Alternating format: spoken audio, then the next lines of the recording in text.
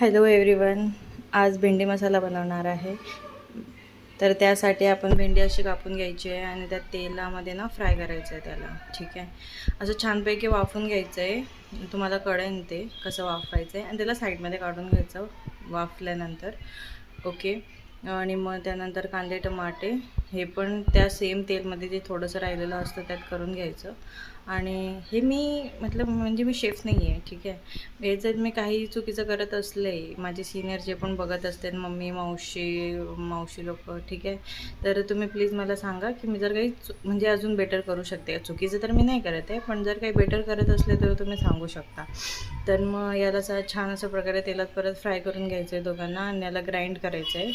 ठीक आहे, त्यात अजून ना तुम्ही लसूण आणि अद्रक पण टाकू शकतात, म्हणजे मी टाकलं आहे त्यात. हां, मग त्याला असं छानपैकी झाल्यानंतर ग्राइंड करायचं आहे आणि म्हणजे हां, हे असं कलर येतो त्याला. ठीक आहे, आणि मग आपण ना पॅनमध्ये तेल घ्यायचं आहे आणि मग त्यात जिरा मोहरी टाकायची आहे आणि नंतर त्यात जो आपण बनवला आहे ते जे ग्राइंड केलं आहे ते त्यात टाकायचं आहे आणि त्याला छान असं परतून घ्यायचं आहे तेल फुटेपर्यंत. ठीक आहे, मग त्यात मसाले टाकायचे. इतका जास्त लोड नाही घ्यायचा, जसं तुम्हाला जसं चवीनुसार तसं बनवायचं.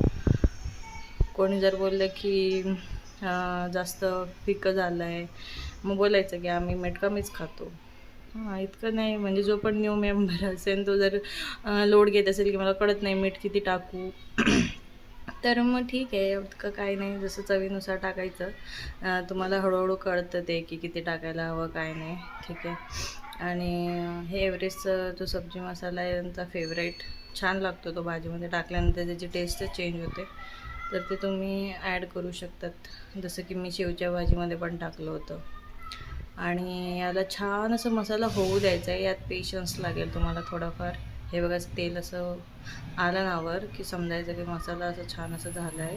मग ते राहिलेलं पाणी ग्राइंडरमधलं ते मी त्यात टाकून दिलं होतं आणि त्याला अजून तेल येईपर्यंत मी त्या मसाल्याला, कारण मसाला हे मेन आहे नाही मेजर, मग त्याला मॅक्सिमम टाईम द्यायचा, कारण तो कोअर पार्ट आहे. आणि मग त्यात भेंडी टाकून द्यायची आणि त्याला अजून तेल फुटेपर्यंत त्यात होऊ द्यायचं. ठीक आहे, आता ह्या सगळ्या प्रोसेसमध्ये झाली आहे प्रोसेस. या सगळ्या प्रोसेसमध्ये मी काय अजून करू शकले असते असं तुम्हाला वाटत असेल तर प्लीज मला कमेंटमध्ये सांगा.